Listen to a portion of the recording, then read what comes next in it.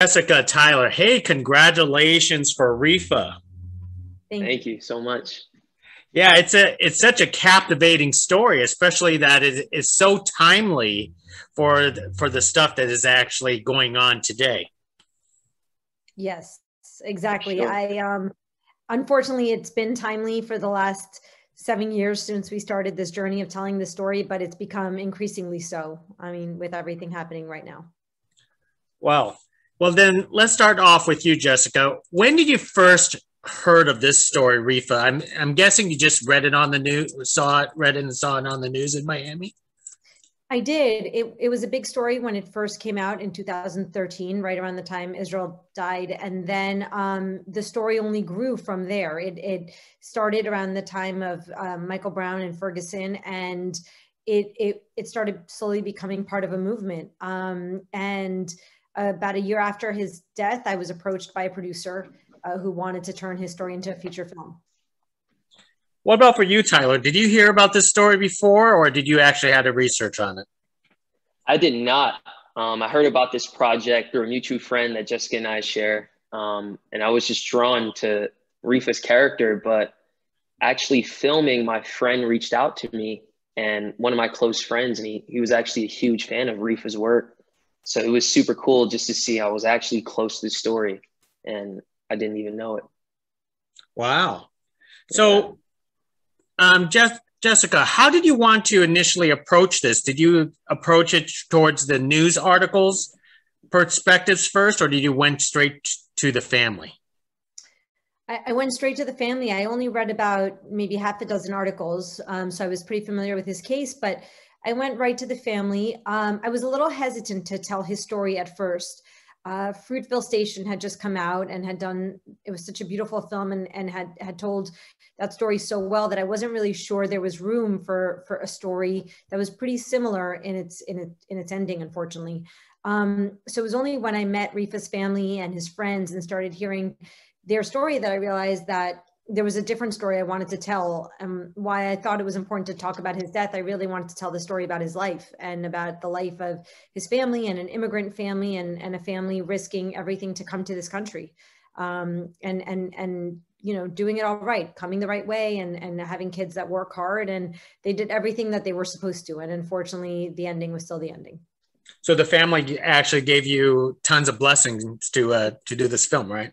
Oh yeah, 100%. I worked with the family the entire time, with the friends the entire time. The three of the friends that are portrayed in the film were on set. They met their actor counterparts. One of his best friends, Vivian, was our art consultant on the set, since Vivian was the one that really introduced Reefa into the world of graffiti. And spent a long time with the family, just hearing stories and anecdotes. And yeah, I wouldn't have done it any other way. For you, Tyler, what was your approach on trying to play this character, Reefa, and whether you want to be as close to Reefa as possible, or try to make this character your own? I really connected with Reefa because we both live for the same thing. So when I read the script, I just really try to find, like, what does Reefa live for? And you know, he just wants to express himself, and he wants the world to see him, and he wants to lift everyone around him.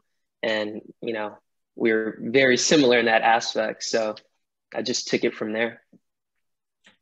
What about the spray painting part? Did you basically had to take lessons on that, or you just try to wing it? No, actually, I knew how to spray paint a bit.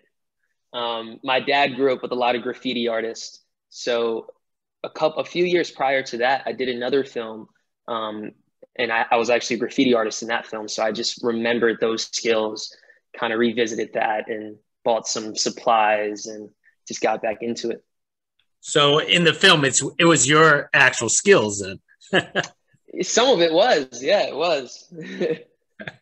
Even the drawing parts, right? The stickers, everything. Yeah. No, he was incredible. He learned exactly, you know, the signature, everything, and everything you see on film. It's not even, I had initially thought we would have Israel's friends use their hands, and we didn't even need to. Tyler did it all. Wow. Yeah. So So Jessica, there is a lot of graffiti art that's actually presented in your film. Could you talk about some of the graffiti artists that you recruited for the project? Yeah, I mean, we really wanted to bring in the Wynwood community in Miami into the film, and they all knew Israel. It was a big story, especially there when it happened, because he was just this kid that would hang around at all times and tried to get his art wherever he could, and really looked up to a lot of these old school graffiti writers and spent a lot of time there. So we did. We went out. We went to the main shop in Wynwood. It's called 004, and they provide most of the spray paints for every artist that comes down for Art Basel, for all the Wynwood walls. I mean, for people that don't know, every year during Art Basel, there's these massive walls that get redone every single year by different master graffiti artists. And we went and spoke to them, and all the guys from the shop came and redid an entire wall for us.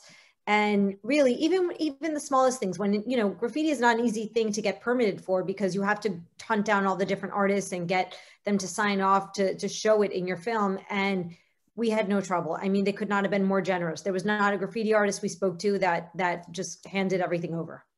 So film production for something like this was a fairly seamless, because you already have like the wall set and the artists right there on production for you easily. I mean, seamless is a little bit forgiving of a term for what it was, but it definitely, they were very generous, and they really did try to help us in every way that they could.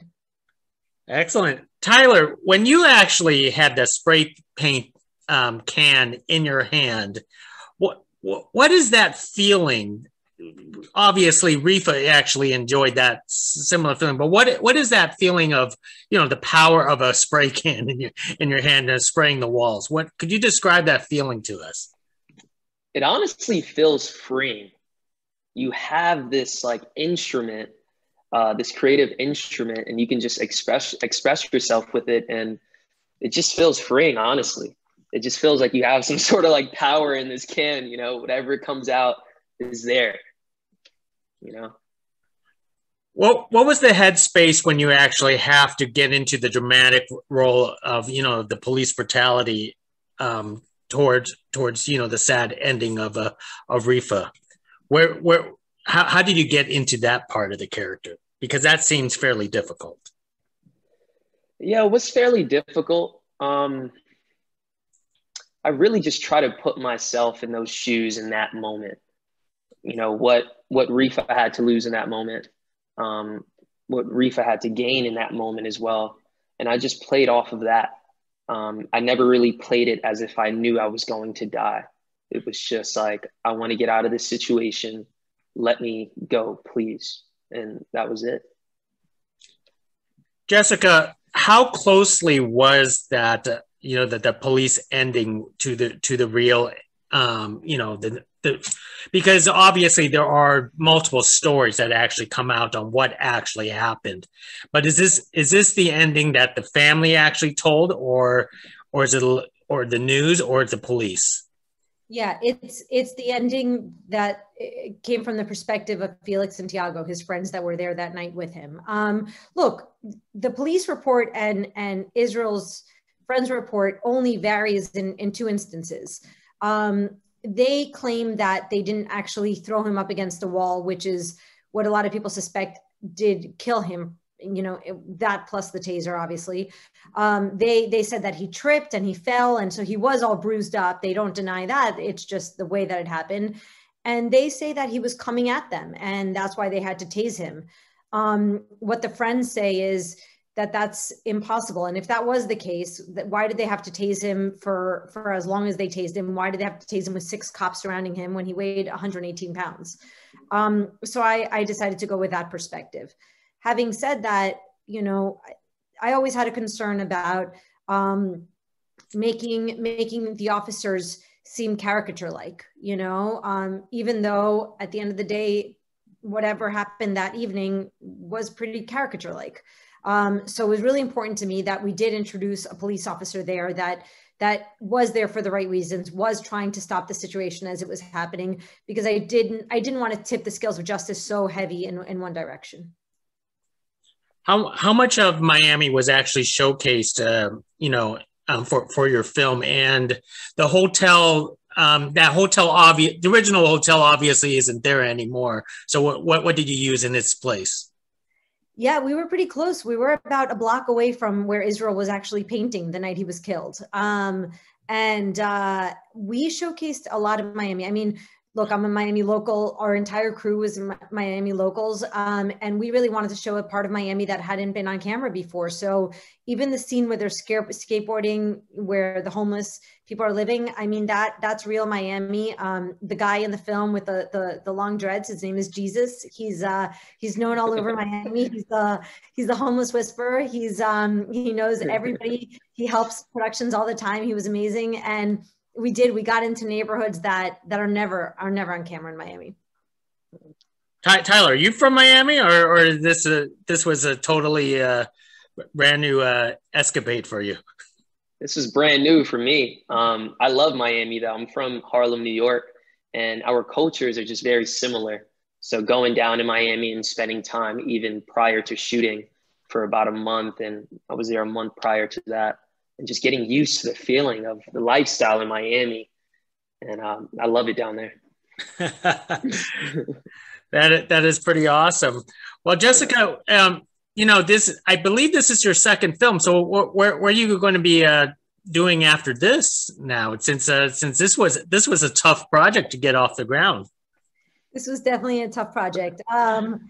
Hopefully a comedy. No, I loved this, every bit of this process, but I would like to work on something that's not based on a true story. There's a heavy responsibility that comes with that. And I'd like to be able to just tell a story with characters that were made up in my own mind. That is true. And Tyler, was there any pressure for you knowing that you are playing a real person? Of course, there's tons of pressure. There were nights before the film, just like sitting in bed, like, how am I going to do this? Sometimes I would like to think I was like talking to Israel himself, to give me that blessing. But it was certainly tough. But like I said, I just really focused on what he was living for, and that was pretty much it. Excellent. And Tyler, I know this is kind of an off subject, but I know that you made an appearance on a Marvel TV show that could get you a little bit of a fandom there. But what was it like being on the show, Falcon and the Winter Soldier for yourself? No spoilers, of course. Yeah, no spoilers. It was amazing to be a part of. We actually got to film in Prague twice. So that was fun to really travel and explore another country. And also to be in The Dark Knight Rises and then be in Falcon. So now multi-universe. Multi-universe. There you go. Excellent. Well, let me wrap up with one more question for the both of you. Obviously, we're speaking virtually right now, and that's because for the past 12, 13 months, the world has kind of gone bonkers due to this pandemic. So I want to ask to both of you, how are you staying sane and creative during this entire time? Who wants to start? Tyler. Jessica will start. I'm not. I've been home with my husband and 2 kids. I'm definitely not staying sane. I actually, listen, for me personally, I finished sound mixing about a week before the pandemic started. We were supposed to have our premiere March 12th, which is the day that everything got shut down. So at that level of exhaustion, I could not have been more grateful to take a real world pause and just enjoy time with my family. So that was great for about, 2 months. And then, it got, and then the kids wanted to see friends and stuff. But I think there could not have been a better time to be a writer, just having that moment to explore and just have time with characters is a beautiful thing. Excellent. What about for you, Tyler? Last word. Well, it's very hard to stay sane during those times, especially like when you have a rhythm going and then it just stops completely. But the things that I do to stay sane is just continue to create, continue to stay in acting class so you can still just act and do these scenes with partners and monologues and stuff like that. And just spend time with, like, you know, friends, loved ones. And I've actually gotten closer to some family members because of this. You know, my cousins and I, we all play video games together. So for months, we would just spend all night playing video games together every single night, my whole entire family. So we actually got closer. But yeah, those are some of the things to keep my head up, you know. Video games all night. There goes Just the video fan game. club. Actually, I haven't played video games in a while, but I'm just staying, I guess, creative through like painting and making music and just finding other outlets to express myself. That is great. Or go on Twitter and see what they talk about your TV show right now. Well, anyways, to both of you, Jessica, Tyler, hey, congratulations once again for Reefa. I think it was a very good emotional story, very timely, and I think everyone should actually check it out. I know everyone's all, you know, in the message boards, anything about Reefa, they're just shouting George Floyd at the same time. So that talks about the timeliness of this film. Yeah, for sure. Absolutely. Thank you. Appreciate it. Next time. Appreciate the time. Thank you. Bye now.